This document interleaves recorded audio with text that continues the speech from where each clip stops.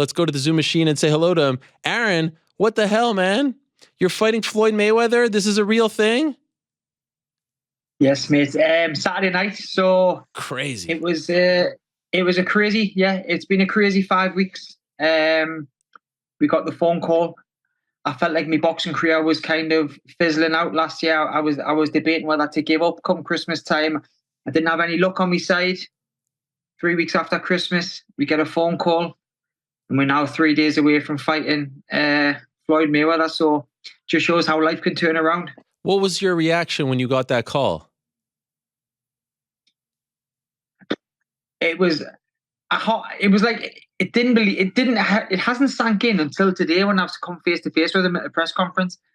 Like, I've seen obviously promotional videos and like side by sides and in posters and stuff, and I was just like, it just didn't sink in. Do you know what I mean? It's like me next to Floyd Mayweather. It just something I would have bet my house this time last year that this fight would never happen. That's how far away I thought this fight was from me. And then look, like now it's 3 days away. We've just had a face off, had a little bit of a back and forth, just all fun and games. But yeah, Saturday night, it's all things go for me. So we were on the air when you guys had the face off. What was said? What did you guys say to each other? I was just winding him up. I just said, 50-1, Floyd, and he was just laughing. He was like, he was saying, "Don't hurt me." I said, "Nah, you don't hurt me." So it's all fun and games. He was very respectful in the press conference. He said he's just coming to have fun. Listen, I'm coming to have fun, but I'm also coming to give my best performance to get bigger fights after this. Not so much bigger fights, but fights that make more sense for me. I.e., you've got the big YouTubers fighting the day after me. You've got KSI, who I think was on the show before or is after me. These fights I thought were getting away from me seem to now be in touching distance again, which is exactly what I want. And to be clear, this is an exhibition bout, right? So technically, if he loses, it's not a 1 on the record. If it goes the distance, it's 50-0-1. Oh, okay. That's what it is in my head. Okay. That's what it is in my head. No matter what he says, it's a draw. So yeah, that's the how many rounds? That's the little win from the 6 or 8. We haven't confirmed yet. What? How have you not confirmed this yet? Well, it was in the contract 6 or 8, and it hasn't been confirmed. But I'm ready for 6, and I'm ready for 8. 3-minute rounds? We haven't been told. I'm hoping it's 2. Yeah, why? I'm hoping it's 2. Just because less 2 time. minutes is a lot. Yeah, less time than 3, isn't it? So, but listen, I'm going to be honest with you.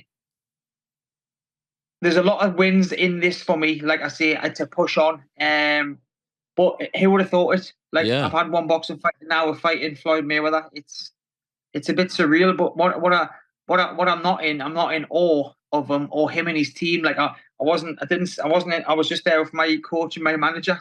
He come in with about 50 entourage, which I know that's how he rolls. But I can see why people couldn't get intimidated by him, like previous influencers. That was someone ringing. No problem. Like previous influencers, I know that he's scared them before they've even got in the ring. So yeah, I wasn't letting that happen. In terms of your fighting career, and of course we remember you from the Bellator days, is this the biggest payday of your career so far?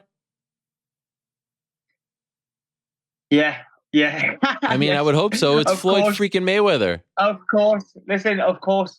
I'm a single father to 3 young boys, so yeah, it was a payday that, it's come along. I'm not complaining. Let's just say we won't have any mortgage payments in the near future. I've done really well. I've got loads of good sponsors behind this, and I'm like I say, I'm not looking past Saturday in any way, shape, or form. But after the last year I had, it would just be nice. Oh, sorry, Ariel. No problem. Someone keeps ringing us. Yeah, it would be nice to get the big fights because, like I say, December time I was ready to pack it in. I was ready to just give it up and just go back to just normal life. Do you know what I mean? I just had that bad of a year, but like I say, I'm sitting in London now fighting Floyd in 3 days. What happened last year that was so bad that made it such a difficult year? just on the sporting front, we started. I had a blood clot in the nose, which ruined my debut. Then I had one fight in June, and then it was just an accumulation of fights being cancelled. I had a baby who was born not well. He's had like 5 surgeries. He's got major head surgery on Monday after the fight. Like major head surgery. Wow. Like they've got to cut his skull open. They've got to clamp his skull. Oh, wow. So yeah, a breakup, just everything just seemed to come in 2022. I started the year with all full of confidence, and it was going to be a big year, and it just did not turn out how I planned in any way, shape, or form. But yeah, I'm doing everything now. Floyd fight, and I just would like the big fight to try and give me boys and me little fighter a better future. Well, first of all, God bless your son, and I hope that everything works out. This is the youngest son that's going through this. Yeah, he's only 6 months old. So he was my- born. He wasn't well. He's like I say, he's had multiple surgeries already. Like he's got tubes in his nose. He's on oxygen. He's been through the wars. He's been in hospital about 3 months, 3.5 months, 4 months out of the 6 he's been born. In hospital one day, then out, then in for a week out. It's just been very tough to take watching him go through all of this. Do you know what I mean? And then we've got the major surgery on Monday. But we know that we have a plan from the surgeons that every surgery over the next 2-3 years will hopefully get him on the right track and get him back to full health, hopefully. How are you able to focus on Saturday with this happening on Monday? Purely because this is why I'm doing it. Like me fighting Floyd is just a nothing really when you look at what my son's going through. So to try and in years to come, like my son is a fighter, do you know what I mean? So the least I can do is go in and fight Floyd and try and give me and the boys a better future. So when I look at me fighting Floyd, it's nothing from what my baby's going through. So I'm just taking it as it comes, enjoying it, and then we'll be back to full-time dad duties come Monday and getting my son better. Okay. Well, I wish you guys the best, and I can't imagine what you're going through and what's on your mind. And your son sounds like a warrior at such a young age. So much love to him as well. Thank you. For the MMA fans that didn't know that you crossed over, we remember you in Bellator. You've been on the show multiple times before. Why did you leave MMA to go to boxing? The lockdown. I feel like I don't know. I stopped enjoying the MMA. I feel like everything. I always said if I stopped enjoying it, like it become a chore, like a job. It was like going to work to a job I didn't like, Ariel. I was going to the gym, and it was like going to a dead end job that I hated. So before my last Bellator fight, I think I trained about 2 weeks for the fight, and I didn't train. I got beat. We had the lockdown, and then I always enjoyed the stand up, so I went to the boxing. But now I feel like I've got a bit of the fire back in the belly, and I'm sitting down with the PFL in March. Oh, to hopefully talk some big crossovers. As you know, Mr. Jake Paul signed with PFL. Yeah. I would love. I mean, it might be far away, but I think we're going to try and speak about me and Jake Paul in a boxing fight, me and Jake Paul in an MMA fight. wow! So if we can get a double crossover, that's something that would really get us going and get us back in the gym in the MMA world. So yeah, hopefully there's stuff like that we can look forward to later in the year. So no ties to Bellator anymore. It's you're a free agent as far as MMA is concerned. Yeah, total free agent. I was a free agent from when the lockdown hit. I just asked if I could be released. Obviously, I didn't. I got on really well with Bellator.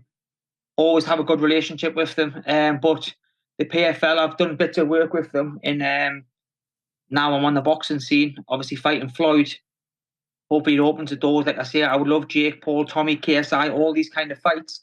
But then if we can do a double with Jake into the PFL, that really gets the fire in the belly going. Do you know what I mean? Yeah. Because I went into his world, the boxing world's his world on paper, and he can come into my world of the MMA. So would it be fair to say, maybe not necessarily like looking to get a belt in boxing, but you're just looking for these fun one-off fights?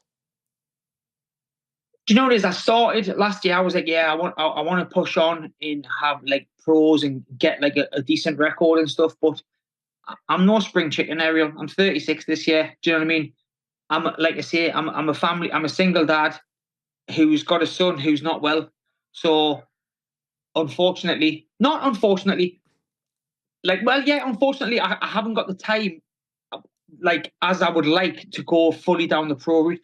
As in, I haven't got the time on my side for age, and like I say, my son needs cared for between me and my ex partner. So, like I can't train. I can't train. Like I used to live in Adam Booth since like live down Surrey with Adam Booth, like with Mick Conlon, Josh Kelly, all them kind of lads. Now I'm at home because of my son. So I feel like the influencer fights just make more sense. Make more sense for me as a dad, as a man, and financially. Do you know what I mean? Like I'm not going to beat around the bush and say it's yeah because I want to be a world champion and stuff. I might as well make the money financially. And Right. like I say, the big fight is what I want. Starting with Floyd on Saturday night. And what weight is this fight at? So Did you I'm look at allowed the to come in. contract for that? No. So I asked so today, because it was quite a weight cut for me, but I'm allowed to come in at 74 kilos, Kilos. What is that in which 74? about 165 maybe. Okay. I'm not good in Yeah, pounds. 163. That's a guess. Okay, 163.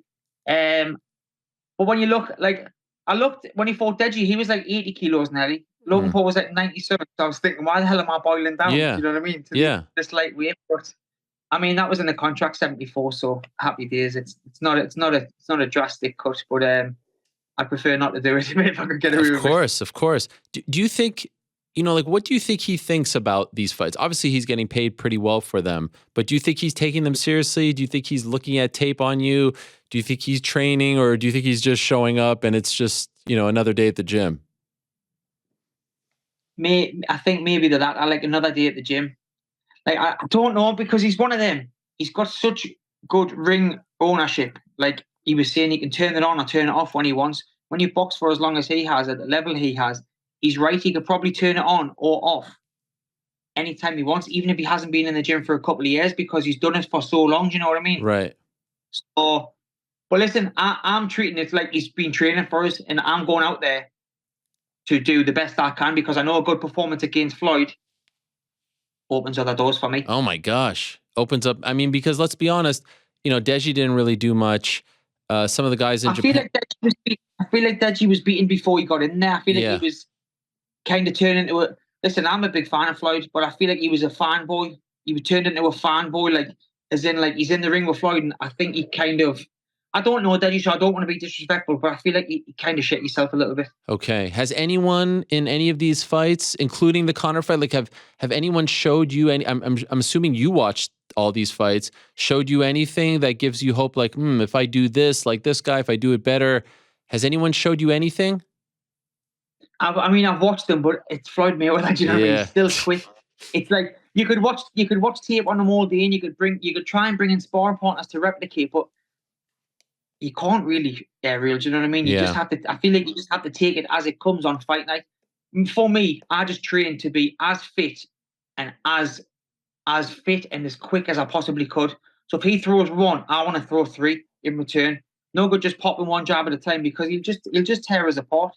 So output in fitness is what we really worked on. Because the chance if you throw 3 or 4 punches, one might land. You know what I mean? If you're throwing one at a time against arguably one of the greatest of all times, they're not going to land, and you just take control and walk us from corner to corner. When you're facing off with him and you're looking at Floyd for a fight that you're going to have against Floyd Mayweather in 3 days, is there ever a point in that process? I know you're locked in, but you're thinking to yourself like, how the fuck did I get here? This is crazy. Like this is not a photo op. Like this is an actual face off for a fight you're about to have on Saturday. Do you say that to yourself at all internally? No, do you know what it is? Once I got on the stage, no, but it was when we were waiting around and I seen this team. Yeah. And I mean a fucking team, people after people, all TMT jackets, caps, and I was like, what the fuck? This man has got a full flight, a whole flight with him, just in his team. And I there was about a couple of seconds where I was just like, the nerves really got to us. I thought, whoa, what the fuck is going on here? Then they're like, right, he's walking in. So then once he walked in, I just thought, fuck this. At the end of the day, when you boil it down, The man has got 2 arms, 2 legs. Fair enough. He's got 2 very quick arms. Do you know what I mean? But I can't let it intimidate us. Otherwise, like I say, he'll just take control. Can't let him and intimidate us before the fight, because then the fight's over before it's even begun. First time he ever fights in the UK, so that feels special, right? Obviously, the Hatton fight, he had the press tour here and all that, but never fought. And it's at the O2, massive arena. How many people do you expect on Saturday? Any idea? Well, do you know what it is? Newcastle, my football team, yes, playing in the cup final. Carabao Cup? Sunday. The prestigious Carabao Cup. Yes. Final. So I'm hoping we have an influx of Geordies in the arena. Loads of people I've spoke to from Newcastle are like, I've got my tickets for the fight because they're spending the whole weekend in London for the final. So what better way than to support a fellow Geordie? So I would like, I don't know, maybe 6, 7, 8,000. Okay. I think last time the lad said, he said there was a few weeks ago, there was well over 5,000 tickets gone. So yeah, the more support in there, the better. Do you know what I mean? But I think it's going to be a cracking night. It's a good weekend for Newcastle, for me, for Newcastle as a city. So it's just exciting. I mean, I'm really excited. I feel like I've got a good energy about it. I haven't really got many nerves. Even seeing him today, there's not many nerves. I'm just going to enjoy myself, because this is a no-lose situation for me in any way, shape, or form. So I've got nothing to lose. Honestly, I mean, just let it fly, right? I mean, what's the worst that can happen? Yeah. You lose, everyone's like, yeah, of course Floyd beat you. You have one pro boxing bout. You freaking shock him, you rock him, you stun him. That's a massive feather in your cap. You might as well. There's really nothing. I know it's easy for me to say, I don't have to step in there, but like, there's really nothing to be worried about. Just go out there and have fun. Do you know what it is? Exactly. And if it gets too much where he's absolutely battering us, then the fight will get stopped. Not that's not the plan, but it's one of these situations where what's the worst that can happen? What he's going to beat us up. I know I'm going to get punched in the face numerous times. I can handle that. I've been elbowed, kneed, and kicked in the face. It doesn't bother us. Yeah, it's true. So for me, it's just about going in there and just being as quick and as sharp as I possibly can. And like you say, you never know. He's a bit older now. A jab might catch him and just give him a little bit of a shock. That one punch will go out all over the world. Do you know what I mean? So that's it, mate. It's a no-lose situation, and I'm just gonna have fun the whole night with it. Who has a better shot of seeing this come to fruition? You beating Floyd Mayweather on Saturday, or Newcastle ending up in the top 4? Oh, Newcastle ended up what? In the top 4, Champions League, right? Probably me beating Floyd Mayweather. Hey, you guys are doing pretty well. You're doing pretty well. You know what it is, though? I'll be honest with you. We didn't have a great January transfer window. Yeah. I feel like we're a bit thin in the squad. And the last 7 games, I think we've just been drawing. There's only been 3 goals scored. So it's I'm hoping it's maybe a little bit of nerves for the final, and we'll pick back up after the final. But the way we keep going, Tottenham are now above us. Everything seems to be closing in. Liverpool are 5 or 6 points away. Chelsea are creeping back up. So there's still a long way to go, mate. So, I mean, fingers crossed. I would take 6th place in the Carabao Cup any day of the week. Really? Okay, you'd be. I mean, that's a huge improvement. We haven't won a trophy in my lifetime. Wow. In my lifetime, we haven't won a trophy for over 35 years. Alan Shearer never won a trophy of any kind. Nope, not one. Wow. Not one trophy. So yeah, I would happily take the Carabao Cup and 6th place. You know who's won 2 champions of Europe? My beloved Nottingham Forest. I mean, what a time it was. 1970, 1980, 1979, 1980. I mean, it was a great time, yes. I find it so mad. Where's the Nottingham Forest? Where's it come from? Because every time I'm on the show, I see the Nottingham Forest badge, and I'm like, there it is. Such a random team. That's my squad. Such a random team to support. They're a legendary squad. They had a legend. You know, of course, I can talk all about the great Brian Clough, the legendary manager. But I used to be an Everton fan. This is well documented. But unfortunately, the person who introduced me to Everton kind of stabbed me in the back. Don't need to get into all that. And so in August, I declared my free agency as a fan. I didn't seek any suitors, but I said to the world, I'm going to be a fan because I really want to get into it because my sons are super into soccer, or football as you call it. And there was something about that logo and this club who had not been in the Premier League for 23 years. And I said, you know what? That's my team. And I have to tell you something, Aaron. I have fallen in love. Last weekend, when they tied Man City, I was freaking out. My mate Brendan Johnson, number 20, he's a freaking legend. Stevie Cooper, Jesse Lingard with the gritty. I mean, I love these guys. Newcastle player scored. Chris Wood. You're on loan. Yeah, Chris Wood. I bought my son his jersey. He's the only kid probably in America that's rocking a Chris Wood Nottingham Forest jersey. What a goal! What an amazing goal that guy! Wow, amazing. So that's why I like that. That's an interesting story. But I'm glad you cleared that up, because every time I see on Instagram, I'm thinking, where the hell does Nottingham Forest come from? But I'm glad you cleared that up. Yes. I am really glad. I'm not a plastic fan. Okay, I just want to let you know I'm through and through now. I'm all in. I mean, you can't really you're not allowed to just change teams. Well, in the UK, you're not allowed to just change teams in August just when you feel like it. But well, you know, because you call it soccer. It's American. Yeah, I can make my own rules. You know. Yeah, you can. All right. You should have supported Newcastle. You know, I don't like the stripes. I'm not a big fan of the stripes. That's my problem. It's very Juventus. Fair. So I couldn't do that. Yeah. But I wish you the best. This is great. I can't wait. By the way, where can people watch it in America? Do you have any idea? It's on something called the Zeus Network. It's an app. You can go on the Zeus Network and it's on pay-per-view on there. So yeah, I hope everyone tunes in, and fingers crossed I get to put on a good show, and we'll catch up again in a couple of months. Yes, I wish you the best, my friend. Go get him. All the best to you on Saturday, and of course, all the best to your son on Monday. I really hope it all goes well, and that the hardest is going to be behind you very, very soon. So thanks for coming on. Great catching up again, and good luck on Saturday night. Thanks, Ariel.